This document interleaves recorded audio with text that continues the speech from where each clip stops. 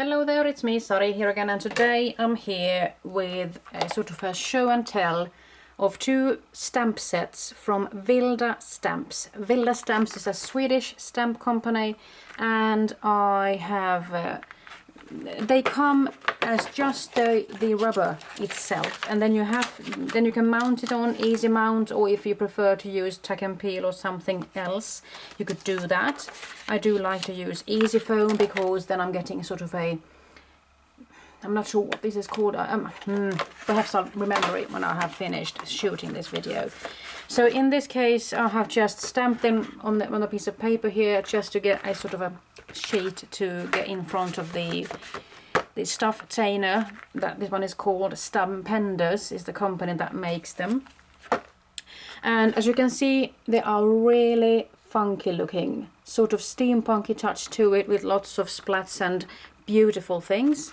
And here is the other set, and it has got a Christmas tree and Christmas ornaments, and two Christmassy texts as well as this beautiful snowflakey splat there. So what I have done, I have just had the time to play with these fun ones, and I got these a little bit later, so I'll be making something else out of them later on.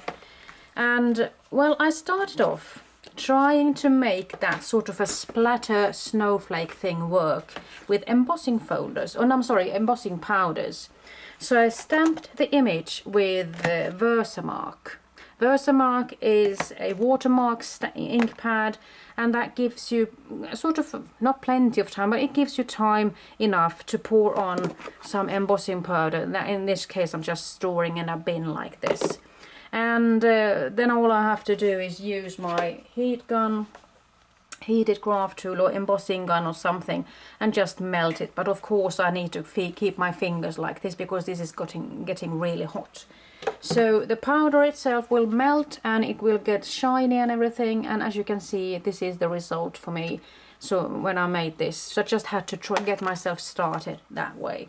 And then I went ahead trying to make a sort of a background piece of paper, and in order to get that result I used a Dilutions ink spray pad, and I in this case used Distress ink sprays, and I sprayed them here and there, just took the stamp and stamped like this, and it was really fun, I must say.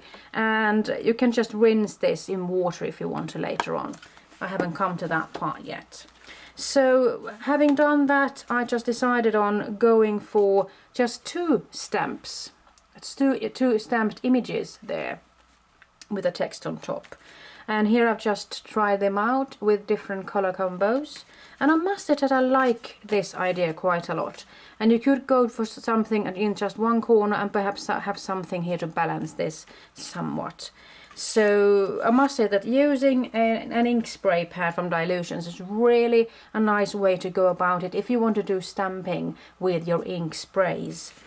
And here are two more. So you can see that I got really lost and crazy when it came to that technique. And I did make a card with this technique as well. I did make another sort of a background piece paper, and then I cut that out with a die from Spellbinders, labels 20. Two sizes, and I mounted them with some, in this case I just used some cardboard just to get the height up, and I die cut this one as well, and this one is called, I believe it was labels 33 from Spellbinders as well. So stamps from Vilda Stamps here.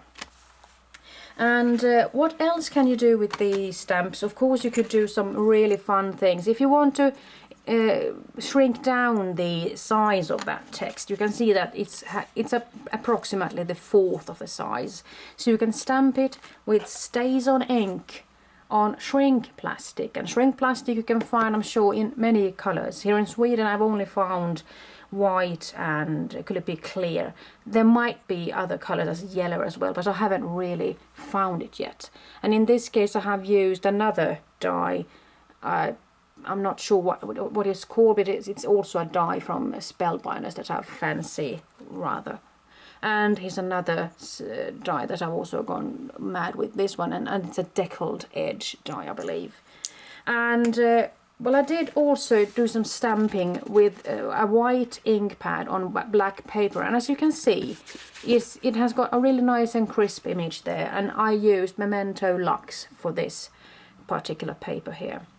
So that's it from me when it comes to the new stamps from Vilda Stamps. You can find them on vildastamps.com, and I'll be putting down the link in the description box below the video, of course. You can find it there. I hope you have a lot of fun making your own Christmas cards and whatever. I'm going to sign off right now. Bye bye.